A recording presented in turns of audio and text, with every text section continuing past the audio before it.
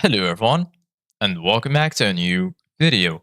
In this video, I'm going to show you guys how you can delete your call history on Messenger. So if you guys want to learn how to do it, just follow the steps that I'm going to show you.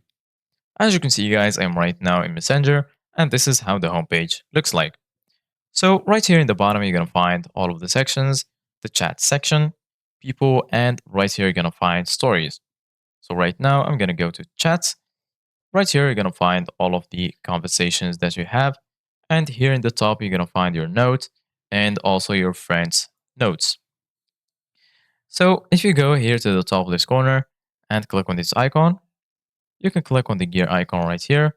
And this will take you to your Messenger settings.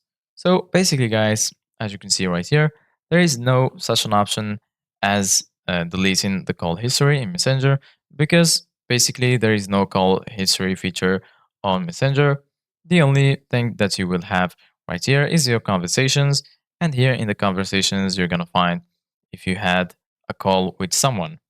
So basically, guys, if you want to delete your history or your trace, just go ahead and go to the conversation you had a call in, and then you can delete it or hide it by clicking on archive. So just hold click on it, and then here you're gonna find archive.